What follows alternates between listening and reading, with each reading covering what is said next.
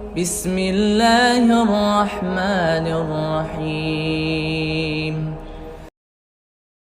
اصل میں جتنی آداب شریعت ہیں ان میں بہت بڑی حکمت ہیں۔ مثلا ایک ادب یہ بھی ہے کہ آپ اگر باہر سے آئیں تو فوراً گھر میں نہ جائیں، اپنے محلے کی مسجد میں بیٹھ جائیں، 2 رکعت پڑھیں، حال حوال کریں اور گھر والوں کو پتہ لگے کہ وہ آ گیا۔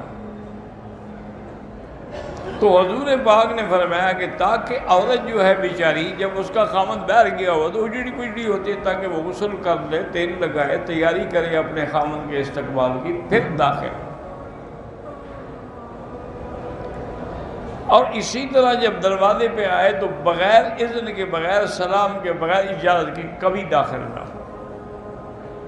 حالانکہ یہ بظاہر یعنی بڑے آسان سے آداب ہیں، لیکن حکمتیں ہیں اس میں بڑی۔ ایک آدمی کے 2 بیٹے تھے۔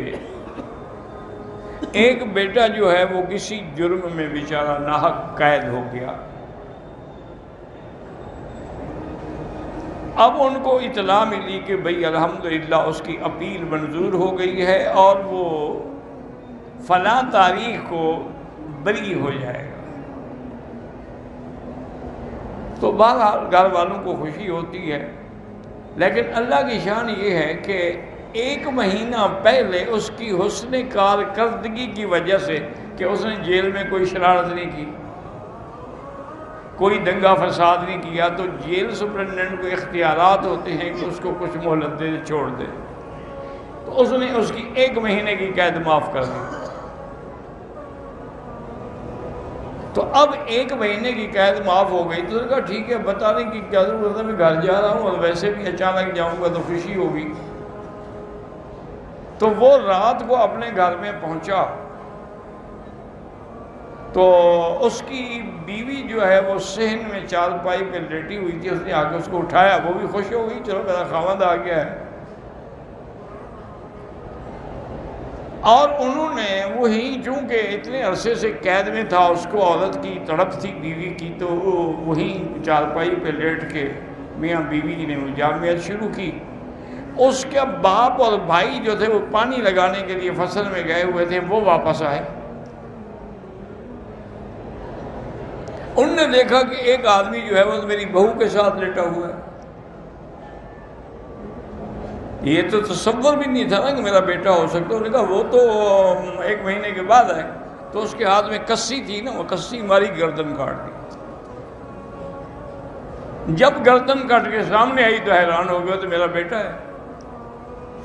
اب رونے سے کیا ہو سکتا تھا؟ تو اس لیے اگر آدمی آداب شریعت پہ عمل کرے اور جلد بازی سے کام نہ لے تو اس میں بے انتہا فائدہ بھی ہوتا ہے۔ اس لیے اب دیکھیں نا کہ بندہ خود تصور کریں کہ اگر کسی کے دروازے پہ اللہ کا نبی کھڑا ہو، سرکار دو عالم کھڑے ہوں، تو ہو سکتا ہے کہ حضور کے لیے دروازہ نہ کھولے، لیکن پھر بھی آپ کھڑے ہو جاتے، سلام کرتے، اور 3 دفعہ میں اگر جواب نہیں آیا تو واپس چل پڑتے۔ اور اسی طرح ایک ادب یہ بھی ہے کہ آپ کسی کے گھر گئے، دروازے پہ آواز دی اور اندر سے بیوی نے کہا کہ بھائی تمہارا بھائی یہاں نہیں ہے، تم جاؤ پھر واپس آنا۔ فَإِنْ قِيلَ لَكُمْ ارْجِعُوا فَارْجِعُوا، اگر کہیں کہ لوٹ جاؤ تو لوٹ جاؤ۔